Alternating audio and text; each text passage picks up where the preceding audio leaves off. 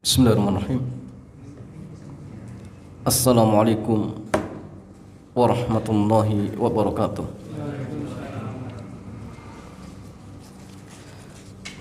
Alhamdulillahilladzi arsala rasulahu bil huda wa dinil haqq liyudhhirahu 'ala dini kulli walau karihal musyrikun.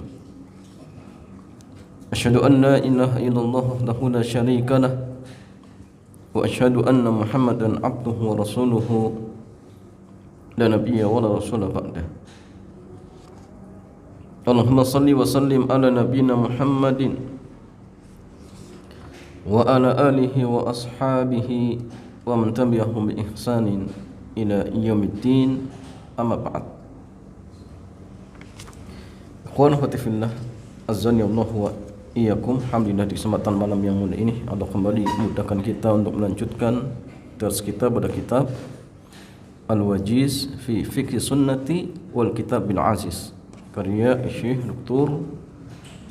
Abdul Azim Al-Badawi hafizahullah jalla wa ala. Dan jamaah yang dirahmati oleh Allah, di kesempatan malam yang mulia ini kita masuk bab seputar kaifiyatu tadhirin najasah, tata cara membersihkan najis. Ya. Jadi bab ini, pembahasan ini jamaah akan menerangkan kepada kita bagaimana sih tata caranya menghilangkan najis. Karena jamaah ada najis-najis yang memang cara menghilangkannya beda dengan najis yang lainnya. Contoh misalkan nanti najis dari air liur anjing. Jadi tidak hanya sekedar pokoknya hilang, tidak, tapi ada aturan tertentu. Begitu pula jamaah sekalian, ada yang najis cara menghilangkannya ya mungkin cukup dikosokkan. Nah, sehingga ini jamaah penting untuk kita kaji, penting untuk kita bahas. Karena sekali lagi jamaah, menghilangkan najis ini ada kaitannya dengan apa? Dengan sholat, di mana orang sholat itu harus menjauhi diri dari najis, baik yang terkait dengan badannya, pakaiannya ataupun tempatnya. Maka di sini jamaah salin jelas bagaimana kalau misalnya ternyata di tempat yang akan digunakan untuk sholat ada najis. Terus bagaimana cara membersihkannya? Bagaimana kalau saat ini misalkan jamaah antum sholat di satu ruangan, ternyata di bawahnya sepiteng. Antum sholat di atas sepiteng, di atas najis, sah atau tidak jamaah? Iya. Dan ini kita akan bahas. Ya jamaah, Syekh mengatakan i'lam, ketahuilah, ilmuilah, anna syari' alladhi arrafana kauna hadhil ain najisatan aw mutanajjisah arrafana aidun kaifiyat tadhhiriha. Ketahuilah bahwanya syari' pemberi syariat, yaitu Allah Jalla wa Ala, setelah memperkenalkan kepada kita tentang macam-macam benda najis atau benda yang terkena najis, maka sekarang akan membenarkan kepada kita bagaimana cara membersihkannya, cara mensucikannya. Wal wajibu alaina ittiba'u qawlihi wa imtithalu amrih.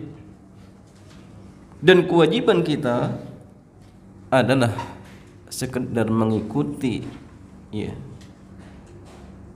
sabda Rasulullah atau mungkin firman Allah, itu pula merealisasikan perintahnya.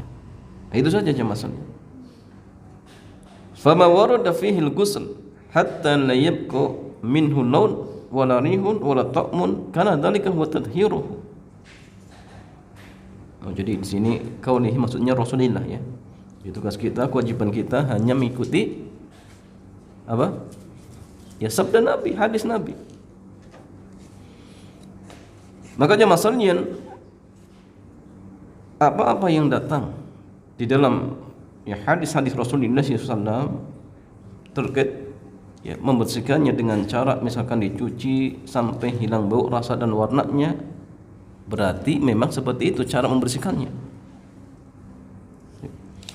Wa ma warada fihi fi asab awil rasyu awil ya hattu awil mashu 'ala al-ard aw mujarradul masyi fil ardi fi ardin tahirah kana dzalika huwa tadhiruhu. Jadi begitu pula sebaliknya, kalau misalkan di dalam dalil dijelaskan bahwasanya cara membersihkannya dengan disiram seperti air kencing seorang Arab Badui, ya. Begitu pula misalkan diperciki seperti air kencing anak laki-laki. Awil hattu, atau cara dikerik seperti apa? Mani yang kering, dikerik, bisa. Tapi mani jamaah salin nggak najis ya. Atau darah haid ya, darah haid. Ya.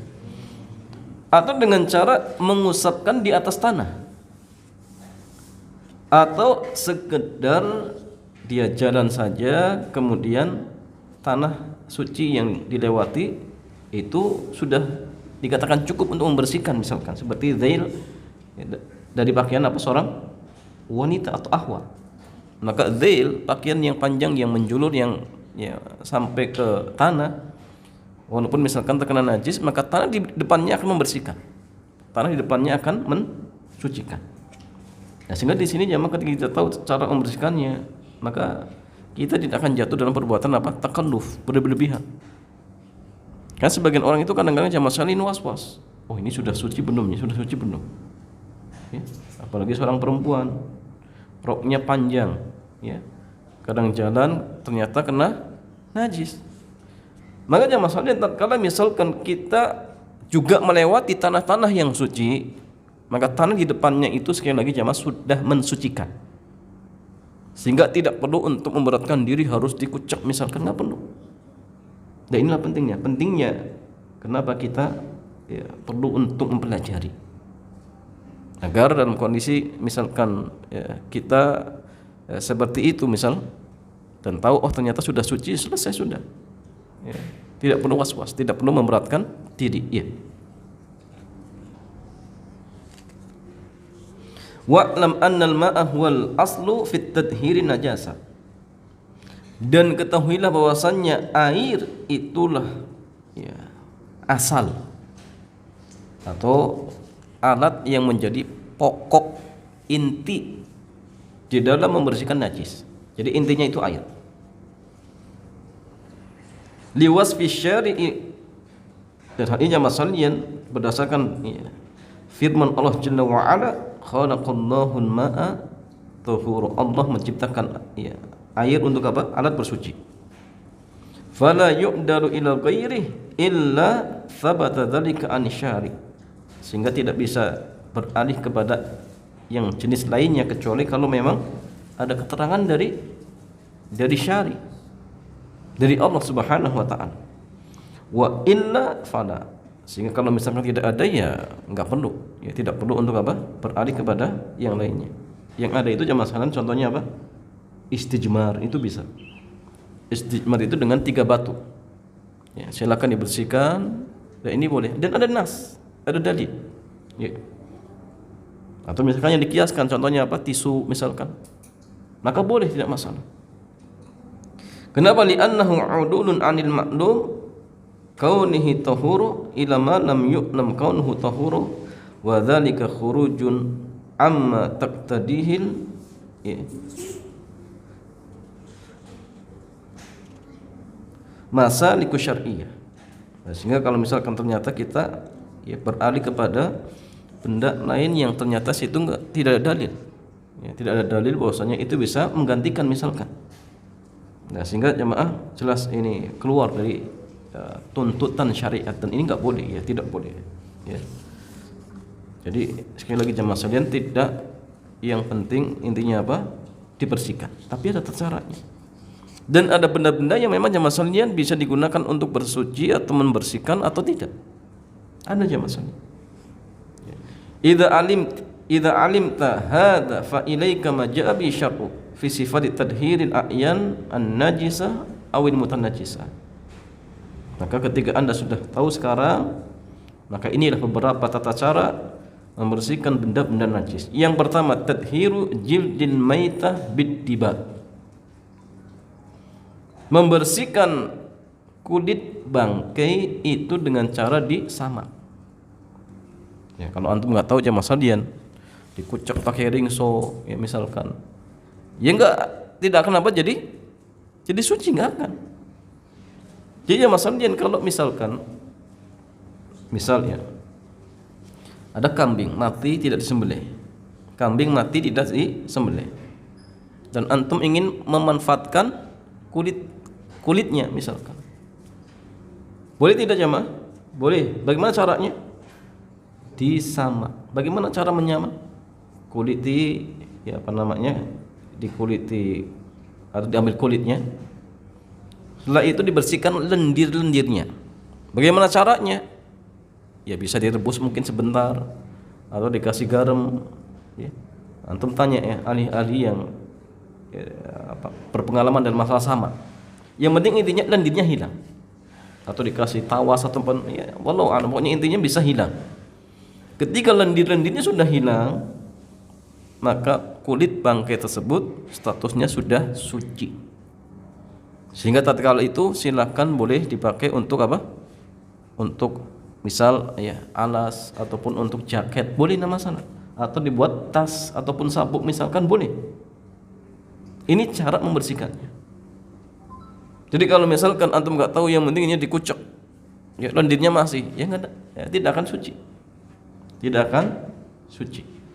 Ini terkait tentang apa tadi? Kulit bangkai. Dan bangkai ini maksud adalah bangkai apa?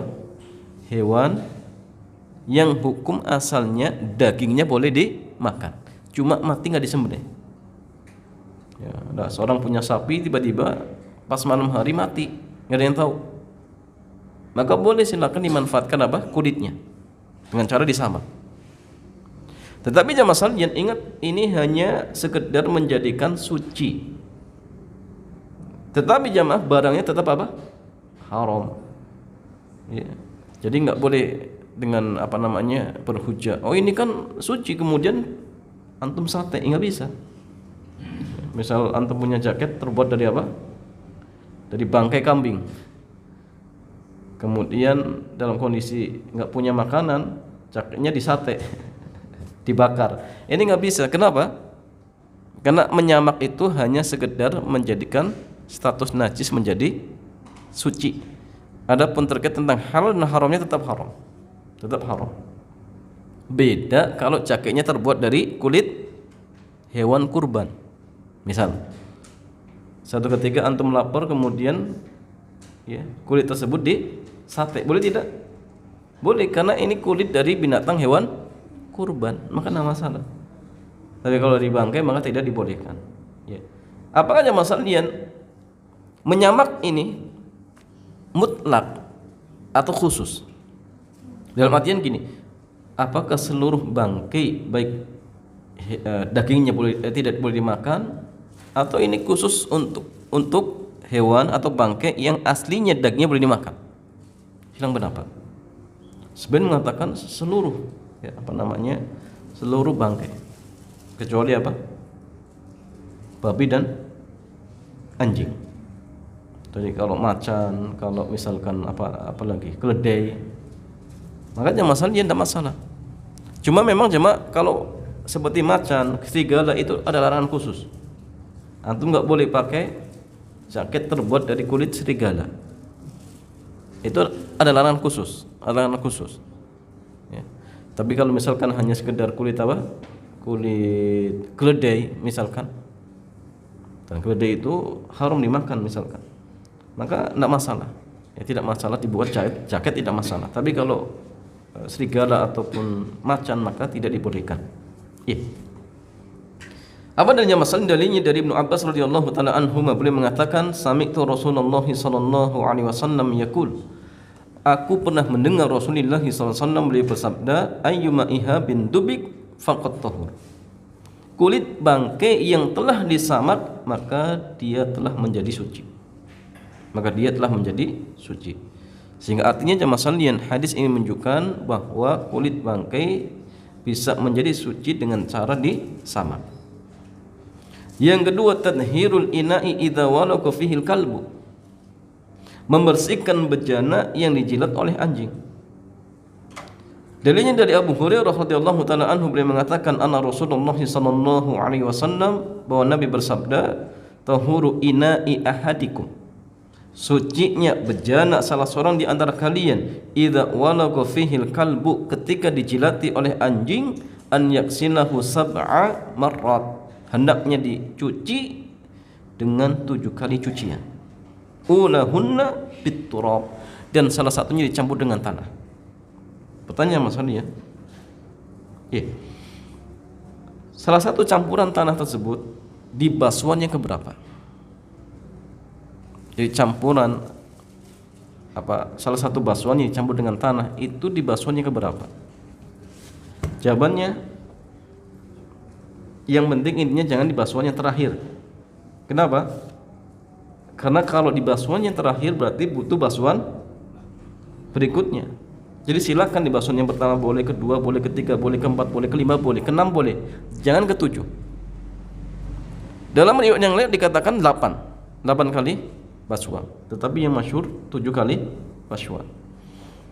Dan yang masalah, apakah tanah bisa diganti dengan zat lain? Misal contohnya baklin atau sabun misalkan. Bisa tidak jamaah? Yang tepat dalam hal ini jamaah, tidak bisa. Harus dengan tanah. Harus dengan tanah.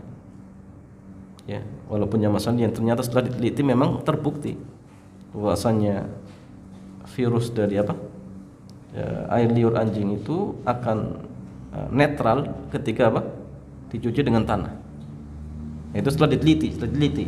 Tapi jamaah sekalian, ya baik kita, walaupun misalkan tidak ditemukan hakikatnya seperti ini, tetap bab kita dalam hal ini ta'abudiyah sudah. Campur dengan tanah. Begitu pula jamaah sekalian, apakah kewajiban mencuci najis air liur anjing itu khusus ketika misal mengenai bejana atau bentuknya umum jamaah?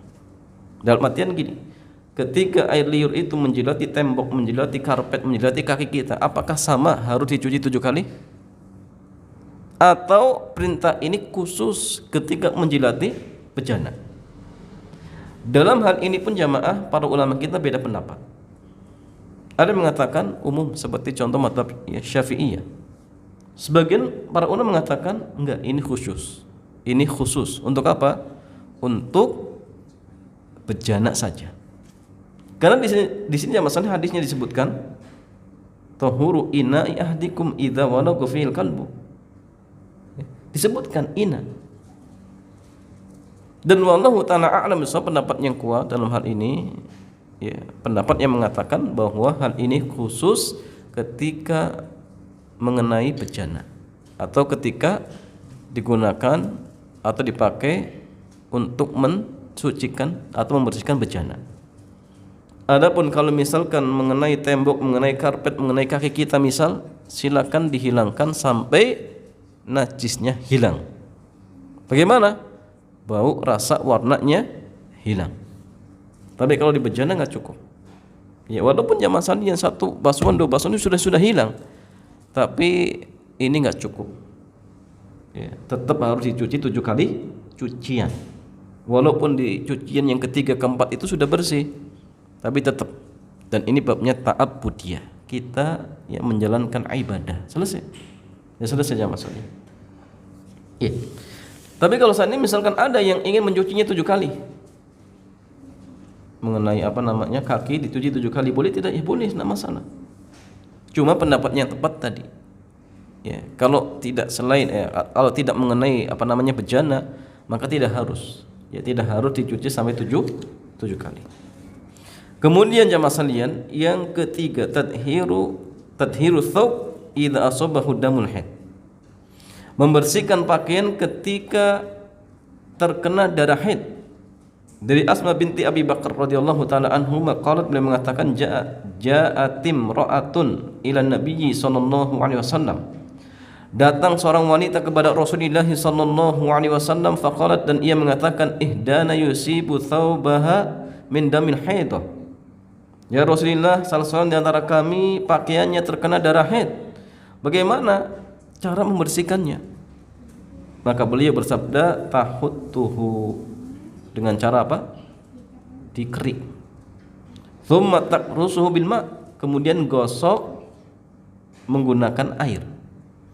Thumma tandahuhu, kemudian dibasuh. Thumma tusalli fi, setelah itu silakan gunakan untuk sholat. Sehingga ini menunjukkan jamaah bahwasanya cara membersihkan pakaian yang terkena darah haid dengan 3 cara. Dikerik, digosok pakai air, ya, kemudian dibilas atau disiram. Dan ini juga isyarat.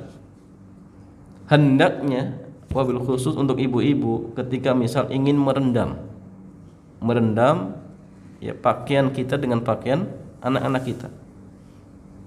Kalau misalkan di antara pakaian anak-anak kita ada yang terkena pipis jamaah, maka ingat jangan langsung dicampur, direndam dengan pakaian-pakaian yang dalam artian suci. Kenapa? Karena kalau dicampur ya bukan malah mensucikan, tetapi menjadikan yang lain jadi najis. Ini pelajaran. Tapi kalau ingin direndam dicampur, cuci dulu, bersihkan dulu. Najisnya bersihkan, setelah bersih silakan direndam, dicampur, tidak masalah. Tapi kalau misalkan dalam kondisi najisnya belum dibersihkan, kok dicampur dengan pakaian yang lain, maka ini nggak boleh jamaah. Nggak boleh. Ya walaupun seandainya misalkan nanti dicuci pun hilang airnya, tetapi di antara petunjuk Nabi, ingat ya, hendaknya dibersihkan dulu. Hendaknya dibersihkan terlebih dahulu. Ya. Kalau misalkan dicampur, berdosa tidak jamaah? Berdosa tidak. Ya. Menjadikan pakaian lain sengaja dikasih najis, berdosa tidak jamaah? Wallahu a'lam. Yang jelas masalah yang intinya yang penting dibersihkan. Tetapi tadi kalau kita ikut bagaimana cara Nabi tentu ini lebih baik. Ya, perkara dia berdosa ataupun tidak, yang jelas petunjuk Nabi kalau bisa pakaian najis jangan dicampur dengan pakaian yang bersih seperti itu. Begitu saja masalah gini. Boleh tidak kalau antum misalkan punya pakaian kaos tertulis la ilaha illallah, kemudian direndam dengan pakaian yang terkena pipis, boleh tidak? Enggak boleh. Antum punya pakaian bertuliskan la ilaha illallah kemudian dipakai ke WC, boleh tidak? Boleh tidak? Tidak boleh. Nabi punya cincinnya tertulis apa? Muhammad Rasulullah. Maka beliau ketika masuk WC, beliau lepaskan cincinnya. Kenapa jamaah? Karena tidak boleh kita masuk WC membawa zikrullah, sesuatu yang bertuliskan nama Allah. Enggak boleh. Ustaz, berarti kalau ada seseorang dia punya tanda pengenal, kebetulan namanya Abdullah, berarti nggak boleh dibawa masuk? Berarti tidak jamaah? Ya. Jawabannya nggak boleh, nggak boleh. Ustaz, tapi kan ini tulisannya bahasa Indonesia, nggak boleh, apalagi bahasa Arab. Bahasa Indonesia saja kalau tulisannya Allah nggak boleh, apalagi bahasa Arab. Maka gini jamaah, kalau misalkan kalau antum dikirimi undangan, tulisannya apa? Bismillahirrahmanirrahim dengan bahasa Indonesia, tetap undangan ini tidak boleh dibuang di tong sampah. Jelas? Tapi antum kumpulkan dulu. Ketika sudah banyak, ya tentu dikumpulkan dengan sampah-sampah yang ya mulia. Kertas-kertas yang mungkin tulisannya Allah atau ayat-ayat Al-Qur'an misalkan, kumpulkan kalau ingin diselamatkan. Kumpulkan dulu, nanti kalau sudah banyak dibakar. Tidak boleh ditaruh atau dibuang di tong sampah. Ini enggak boleh. Ya. Khawatir termasuk pelecehan. Nah, sehingga hati-hati, tidak boleh sembarangan. Begitu pula jangan sembarangan pakai koran.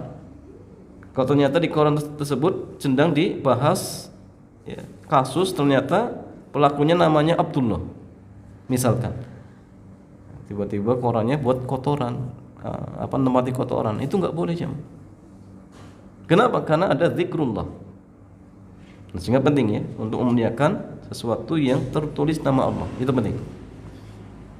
Kemudian jamaah sekalian, wa idza baqiya ba'da dzalika atharuhu, dan jika sudah dikerik, sudah digosok dengan air, sudah disiram, ternyata masih ada bekasnya, bekas warnanya. Apakah jamaah sekalian pakaian itu tidak boleh digunakan untuk sholat misalkan? Jawabannya boleh, fala ba'sa. Maka di sini jamaah ada rukhsah terkait warna. Untuk apa jamaah sekalian? Untuk pakaian yang terkena darah haid, maka dimaafkan. Ya. Apa dalilnya? Dalil dari Abu Hurairah radhiyallahu taala anhu, beliau mengatakan, ana Khawlah binti Yasar qalat, bahwasanya Khawlah binti Yasar pernah bertanya, ya Rasulullah, laisa li illa thawbun wahid. Ya Rasulullah, saya tidak punya pakaian kecuali hanya satu. Bayangkan, masya Allah, sahabiyah pakaian cuma satu. Untuk punya istri pakaiannya berapa jamaah? Dan itu pun sering protes, kapan beli pakaian barunya? Kadang-kadang pakaian tersimpan di lemari nggak dipakai jamaah. Ya, khawatir ini mubadzir. Bayangkan, punya satu pakaian, sahabiyah, orang-orang yang mendapatkan gelar radhiyallahu taala anhum wa radu'an, ya. Ada janji-janji surga, pakaiannya satu. Masya Allah, itu luar biasa. Wa ana ahidu fi, dan aku ketika haid menggunakan pakaian ini. Fa kaifa asna, terus bagaimana ya Rasulullah yang harus saya lakukan? Qal, maka beliau bersabda, idza tahurti faksili mauti adam, jika kamu sudah suci maka bersihkanlah pakaian atau sesuatu yang terkena darah haid, ya, terkena darahnya. Tsumma sholli fi, kemudian salat menggunakan pakaian tersebut, nah masalah. Qalat, maka dia bertanya, ya Rasulullah, in lam yakhruju atharuh, ya Rasul, ketika atharnya masih membekas bagaimana? Qal, maka beliau bersabda, yakfikil ma'u wa la yadurruki atharuh, cukup bagimu dibersihkan dengan air, maka bekasnya dimaafkan. Bekasnya dimaafkan, maksudnya apa? Warnanya dimaafkan. Ini khusus untuk darah haid, ya, untuk darah haid. Kemudian jamaah sekalian, yang keempat, tadhiru dzaili thawbil mar'ah, membersihkan bagian bawah rok seorang perempuan, atau zail, namanya zail, ya. Dari Ummu Walad li Ibrahim ibni Abdurrahman bin Auf annaha sa'alat Ummu Salamah, bahwasanya ia pernah bertanya kepada ibunda Ummu Salamah, salah satu istri Nabi sallallahu alaihi wasallam, faqalat, dan ia pun mengatakan, inni mura'atun utilu dzaini, seorang perempuan yang memanjangkan, ya, bagian bawah, ya, apa namanya, rok, ya, bagian bawah rokku. Wa amsi fil makanil qadir, dan kadang saya berjalan di tempat yang kotor. Faqalat, ya, Ummu Salamah, maka Ummu Salamah, ya, mengatakan, qala Nabi sallallahu alaihi wasallam, Nabi pernah bersabda, yutahhiruhu ma ba'dahu, ya, tanah yang di depannya akan mensucikan. Tanah yang di depannya akan mensucikan. Jadi jamaah sekalian, ya, yang keempat, di sini dijelaskan bagaimana cara membersihkan bagian bawah rok yang terkena kotoran. Maka cara mensucikannya dengan tanah di depannya yang suci, yang dilewati. Maka ini sudah cukup seperti itu jamaah. Kemudian yang kelima, tadhiru thawbi min bawli sobi aradi, membersihkan pakaian yang terkena pipis bayi laki-laki yang masih netek, ya, yang masih netek. Apa dalilnya? Dari Abu Samhi khadimin Nabi, ya, pembantu Rasulullah sallallahu alaihi wasallam, beliau mengatakan, qala Nabi sallallahu alaihi wasallam, Nabi bersabda, yuksalu min baulil jariyah, pipis anak perempuan itu dicuci. Wa yurashu min baulil gulam, sedangkan pipis anak laki-laki yang masih nete, maka, ya, silakan diperciki, cukup diperciki. Nah, sehingga jemaah ini terdapat perbedaan antara pipis anak laki-laki yang masih nete dengan perempuan yang masih nete. Kalau perempuan statusnya sama seperti najis apa? Pipis orang dewasa. Adapun anak laki-laki beda. Ingat jamaah sekalian, dia masih apa? Netek. Dan ingat di sini bukan berarti kemudian gini, sama sekali nggak pernah menyentuh makanan, bukan maksudnya. Tetapi maksudnya kalau makanan pokoknya masih ASI. Artinya anak itu tidak bisa kenyang kecuali dengan ASI. Walaupun orang tuanya memaksakan, misal dikasih makan. Ya. Karena di antara hal yang sunnah jemaah, ketika bayi itu baru lahir, maka kita disunahkan untuk apa? Mentahnik. Tahnik itu jemaah sekalian, ya, orang tuanya ataupun orang soleh, ya, dia kunyah kurma kemudian dioleskan ke langit-langitnya. Berarti kan dia sudah makan. Maka makan-makan seperti ini mas nggak dianggap. Yang hanya sekedar tambahan-tambahan, tetapi makanan pokoknya masih ASI. Maka yang seperti ini tetap hukum ya kencingnya ya hanya diperciki saja. Dan ini sekali lagi jamaah khusus untuk apa? Anak laki-laki yang masih netek. Anak laki-laki yang masih netek. Tapi kalau misalkan dia sudah bisa kenyang dengan selain ASI, berarti tatkala itu air kencingnya sama dengan air kencing orang dewasa. Tapi ingat jamaah sekalian, cara membersihkannya cukup diperciki. Apakah hal ini menunjukkan bahwasannya air kencing anak laki-laki suci? Suci dia jamaah? Enggak suci, najis. Cuma cara membersihkannya apa? Cara membersihkannya ada keringanan. Makanya sebagian para ulama kita menyebut dengan istilah najis mukhaffafah. Ada mughalladhah, ada mutawassithah. Ya, seperti pipis orang dewasa, BAB itu mutawassithah. Adapun yang mughalladhah contohnya apa? Ya, air liur anjing. Itu mughalladhah.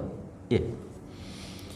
Kemudian masalian yang keenam, tadhiru thawbi minal madhi, membersihkan pakaian yang terkena madhi. Dari Sahal bin Hunayf, beliau mengatakan kuntu alqa ya minal madhi syiddatan wa ana'an wa kuntu ukthiru minhu liktisal. Fa dzakartu dzalika li Rasulillah sallallahu alaihi wasallam faqala innama yujzika min dzalika alwudu. Faqultu ya Rasulullah kaifa bima yusibu thawbi minhu? Qal yakfika an takhudha kaffan min ma'in fatandoha bihi thawbak haitsu tara annahu qad asaba minhu. Ya. Ya masalian. Jadi Salim bin Hunayf dia mengatakan saya seorang yang sering keluar apa? Madhi. Dan saya sering mandi, ya. Sering mandi karena keluar apa namanya? Madhi, kemudian sering mandi. Maka aku pun menceritakan hal ini kepada Rasulullah sallallahu alaihi wasallam. Maka ternyata Nabi mengatakan cukup bagimu untuk berwudu saja, enggak perlu mandi. Ya. Maka dia bertanya, "Ya Rasulullah, kaifa bima yusibu thawbi minhu?" Bagaimana dengan pakaian yang terkena madhi tersebut? Qal, maka Nabi bersabda, "Yakfika an takhudha ya kaffan min ma'in." Cukup bagimu ambil ya air dengan apa? Dengan telapak tanganmu. Setelah itu perciki ya, atau tuangkan ya seperti itu. Haitsu taru annahu qad asaba minhu, sampai kau ya, melihat bahwasanya sudah terkena air. Nah, sehingga jamaah sekalian ini juga sama, ada rukhsah terkait pakaian kita yang terkena madhi. Madhi itu jamaah sekalian cairan yang keluar ketika syahwat muncul, tetapi keluarnya tidak diiringi dengan punceratan dan tidak diiringi dengan rasa lemas. Ini namanya madhi. Dan madhi itu najis jamaah. Ketika keluar madhi, maka bagaimana cara membersihkannya? Bersihkan kemaluan kemudian berwudu. Bagaimana pakaiannya yang terkena? Cukup tadi apa namanya? Perciki seperti itu. Sampai benar-benar pakaian tersebut kena air. Ya. Ini rukhsah. Ya. Adapun seperti contohnya wadi, cairan yang keluar ketika setelah kencing, ini najis juga jamaah sekalian, tapi cara membersihkannya sama seperti najis yang lainnya. bersihkan sampai 3 sifatnya hilang, bau rasa warnanya hilang. Tapi pipis bayi anak laki-laki yang masih netes dengan madhi, maka ada rukhsah dengan cara apa jamaah? Diperciki. Dengan cara diperciki. Iya. Kemudian masalah yang ketujuh, tadhiru asfalin na'al, membersihkan bagian bawah sandal. Dari Abu Sa'id radhiyallahu taala anhu, beliau mengatakan anna Nabiyya sallallahu alaihi wasallam qala, bahwa Nabi bersabda, idza jaa ahadukum ilal masjid falyanzur. Apabila salah seorang di antara kalian datang ke masjid, maka lihat. Ya. Maksudnya lihat bagian bawahnya. Fa in ra'a fi na'laihi qadaran, jika dia melihat di dua bagian bawah sandalnya ada kotoran, au adan, atau sesuatu yang menyakiti, maksudnya sama kotoran, falyamsahhu wal yusalli fihi, maka gosok-gosokkan saja, setelah itu sholat menggunakan sandal tersebut. Dan jamaah sekalian, ini juga merupakan sunnah, sholat memakai sandal. Sholat memakai sandal. Bahkan dalam sebuah dikatakan sebagai bentuk apa? Mengisi orang-orang apa? Kalau nggak salah orang Yahudi, di mana mereka jamaah sekalian orang Yahudi tidak mau sholat kecuali apa? Kecuali tidak beralas kaki. Maka Muslim disuruh untuk mengisi mereka.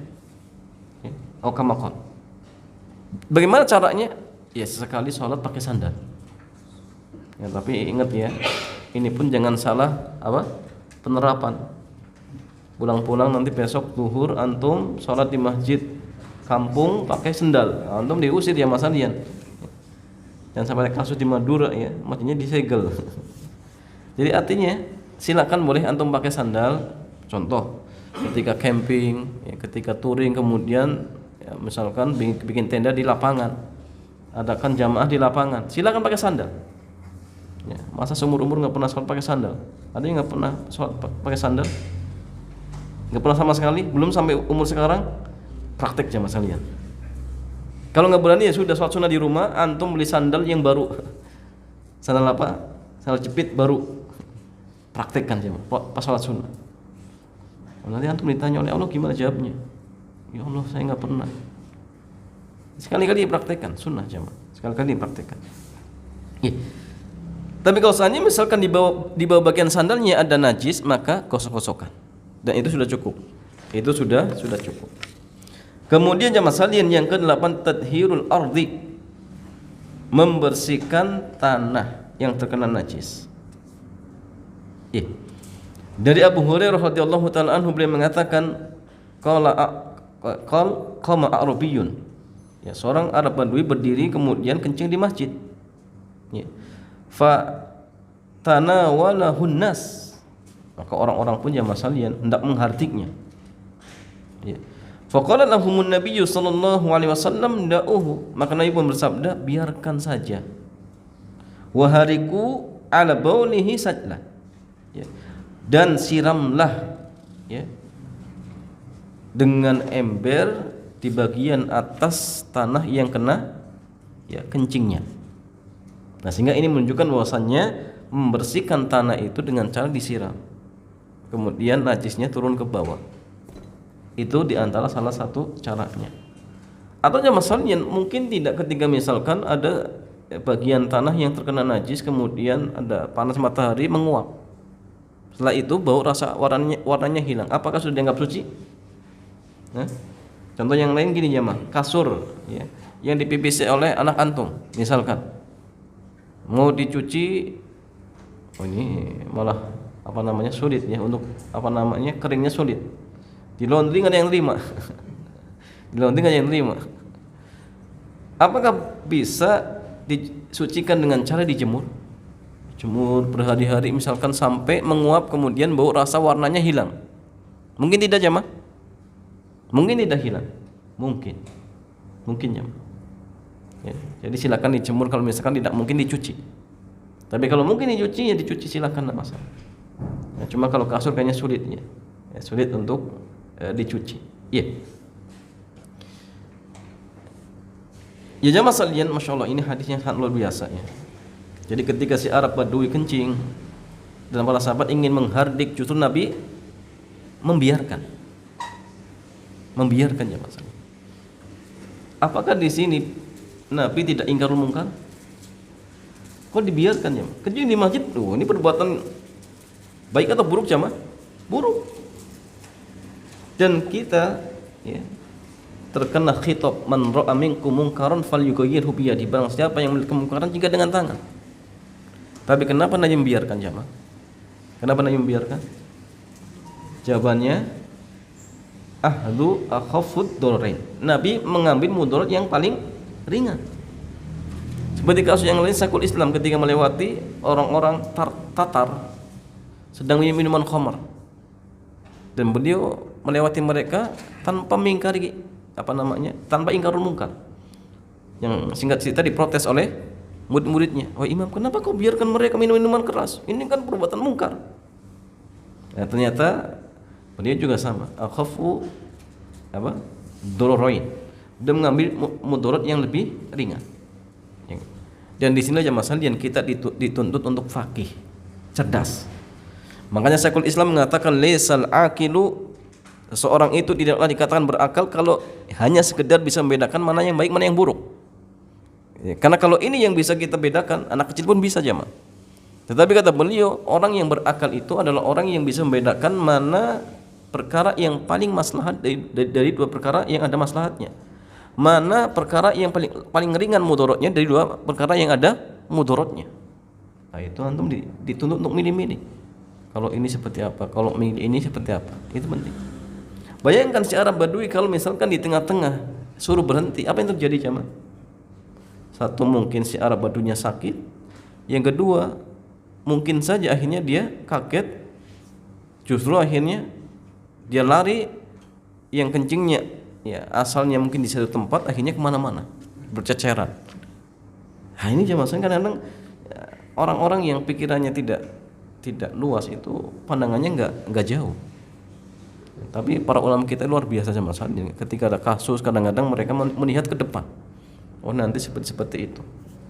Nah itulah ya dituntut untuk cerdas. Iya.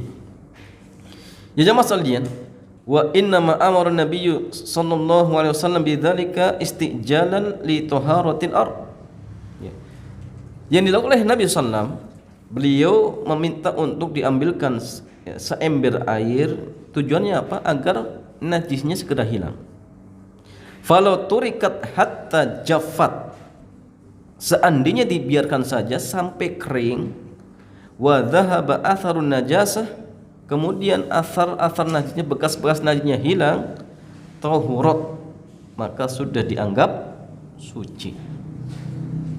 Ada bagian tanah dikencingi misalkan, dibiarkan berhari-hari, kena panas matahari, turun hujan, hilang, maka yang masalahnya tatkala itu sudah dianggap suci,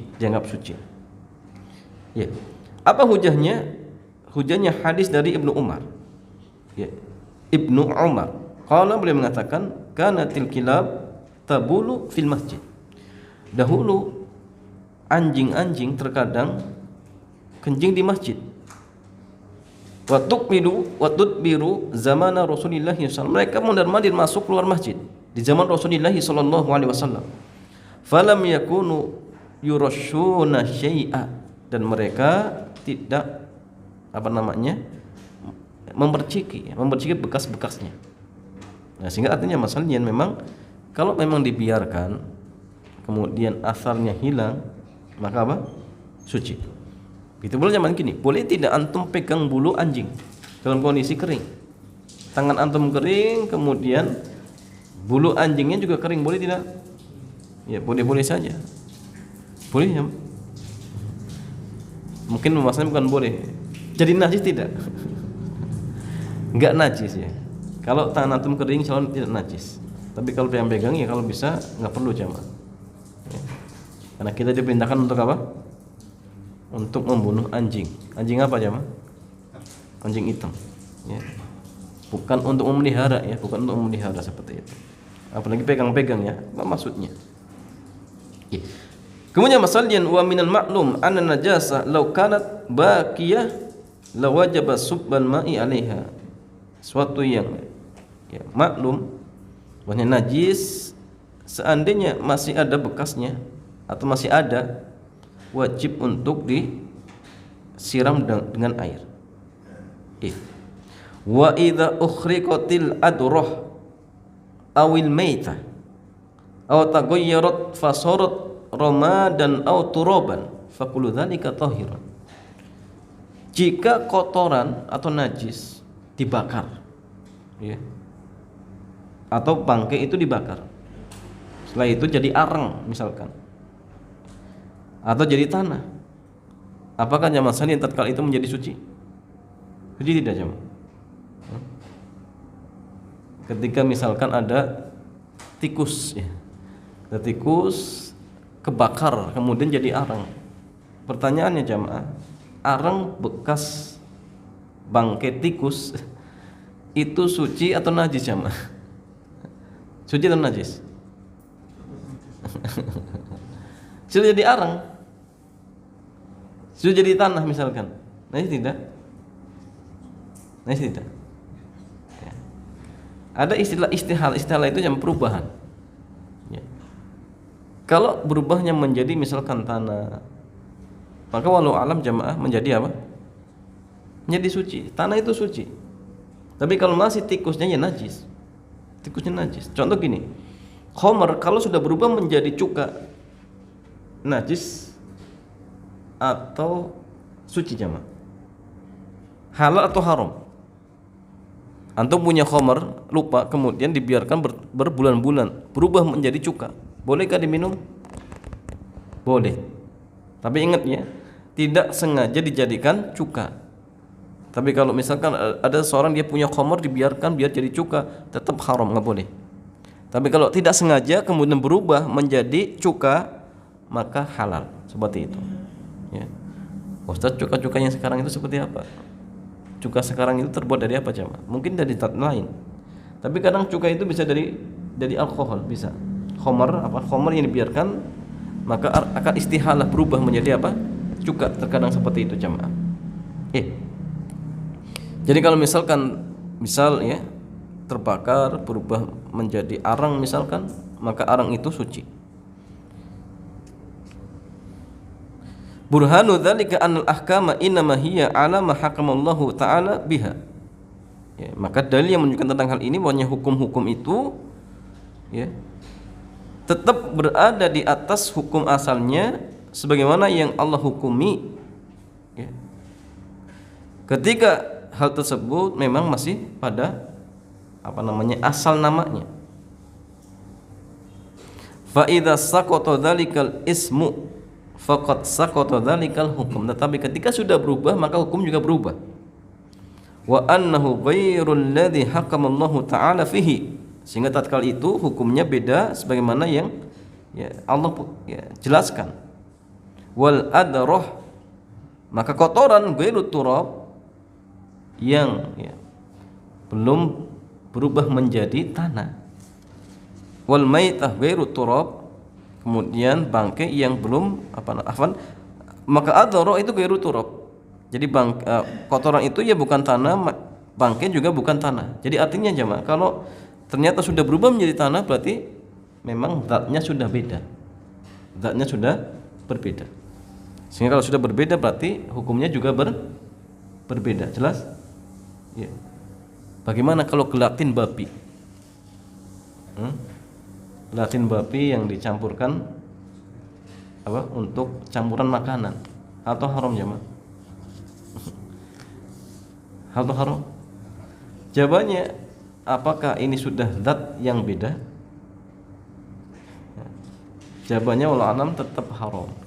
Kenapa? Walaupun itu dari babi, tapi sifat-sifatnya masih ada. Dan babi itu haram, tidak boleh seperti itu. Ya. Sehingga tetap dibolehkan. Wa huwa ikhtiyaru Syekhul Islam Ibnu Taimiyah, dan ini yang dipilih oleh Syekhul Islam Ibnu Taimiyah.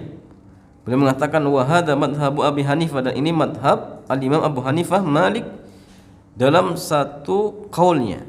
Dari dua qaul ya mereka. Dan salah satu riwayat dari al-Imam Ahmad. Salah satu dari dua riwayat dari Imam Ahmad rahimahumullahu jalla wa ala. Sehingga jamaah sekalian, ikhwan khatifillah, azan ya Allah wa iyyakum. Ini beberapa cara membersihkan najis, sehingga sekali lagi jemaah penting bagi kita untuk ya memperhatikannya, agar sekali lagi tatkala misal kita ya dalam kondisi seperti ini dan kita tepat ya tata cara untuk membersihkan najis tersebut, ya dijilati ya misalkan anjing bagaimana caranya, kemudian ketika misalkan di bawah sandal ada kotorannya misalkan bagaimana caranya. Maka jemaah setelah antum ya mendengarkan tadi ya mudah-mudahan ya hal ini bisa diamalkan, hal ini bisa diamalkan dan disampaikan kepada ya orang-orang yang mungkin bisa kita sampaikan seperti itu. Wallahu ta'ala a'lam bissawab. Ya demikian Mas Alian, mudah-mudahan bermanfaat. Selanjutnya kita buka tanya jawab. Dipersilakan.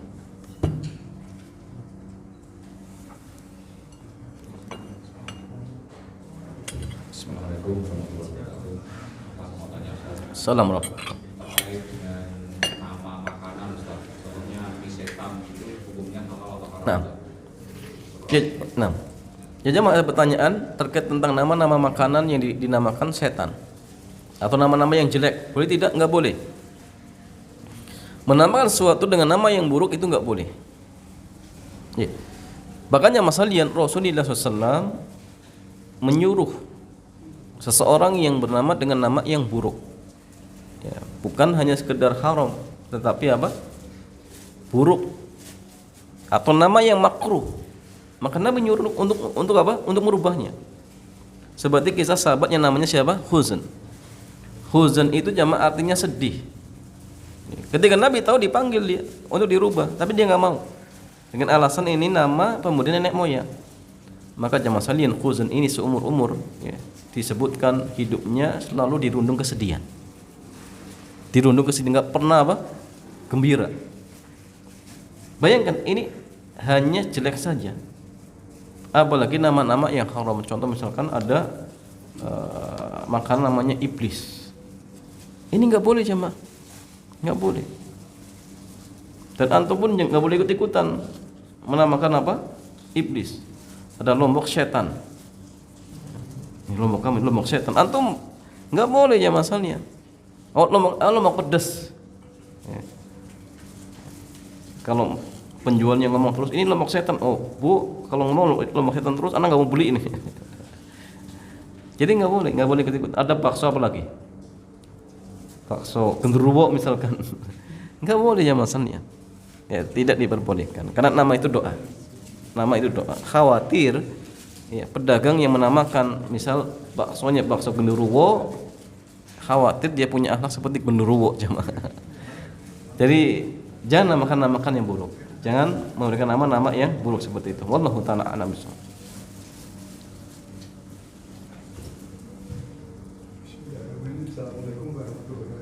Waalaikumsalam warahmatullahi wabarakatuh. Mohon penjelasan.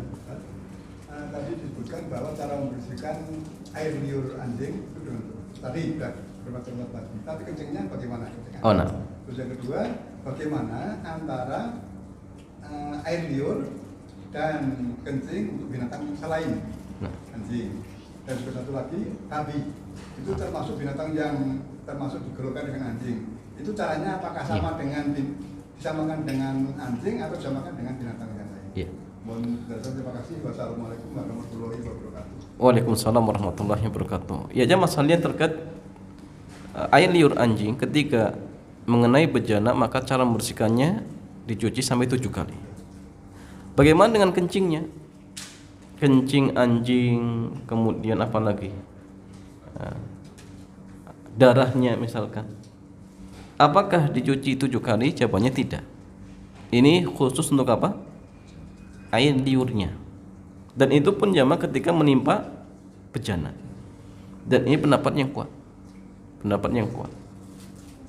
Tapi kalau misalkan di antara antum ingin mencuci 7 kali, boleh tidak? Ya boleh-boleh saja. Karena semakin banyak semakin bersih. Tapi sekali lagi jamaah, ya enggak harus.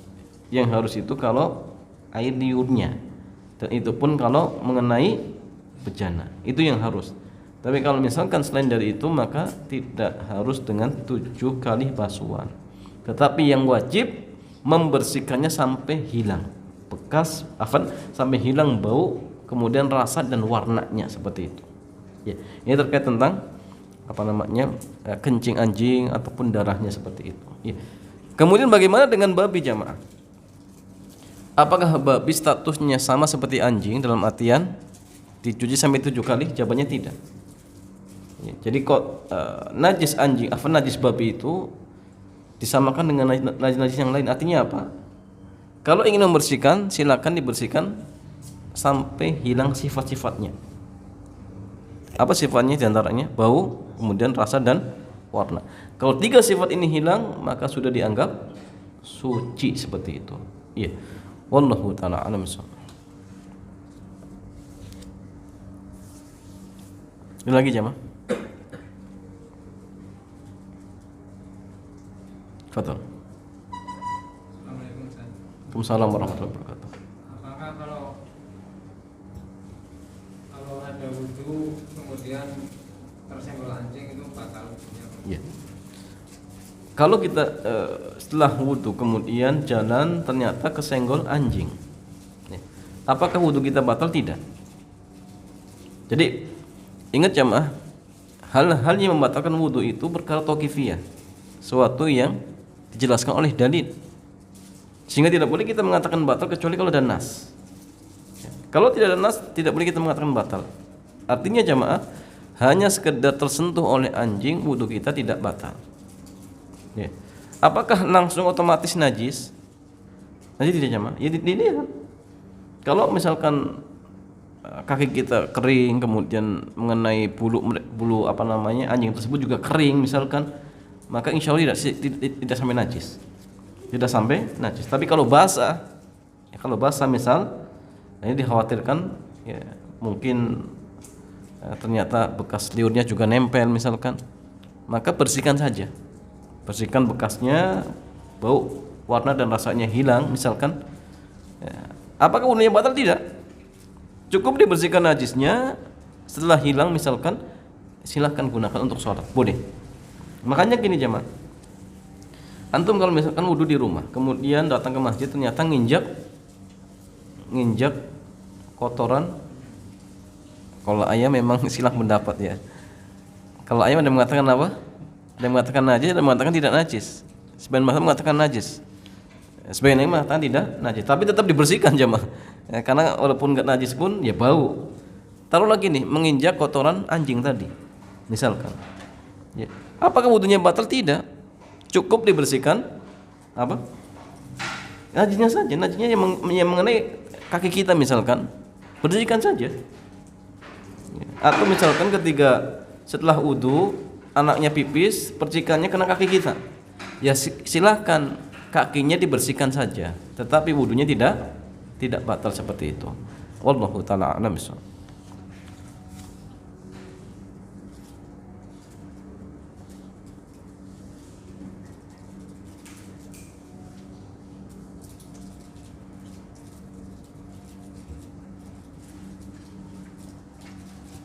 Ini ada pertanyaan yang masuk melalui WA Ustaz. Nah. Assalamualaikum Ustaz. Waalaikumsalam warahmatullahi wabarakatuh. Tadi dijelaskan bahwa baju yang bawahnya menyapu tanah akan dibersihkan oleh tanah yang di depannya sehingga menjadi suci. Bagaimana dengan baju yang menyapu lantai dan tidak ada tanah di depannya, apakah tetap suci dan apakah baju tersebut bisa dipakai sholat? Ya jamaah sekalian, tadi dijelaskan bagian bawah rok perempuan ketika mengenai misalkan benda najis, maka tanah yang depannya akan mencucikan. Lantas bagaimana kalau seandainya misalkan yang depan itu bukan tanah tetapi apa? Semen, keramik misalkan. Apakah hal ini bisa mensucikan bagian bawah rok seorang perempuan? Jawabannya iya, ya, sama. Ya, bisa menjadikan apa?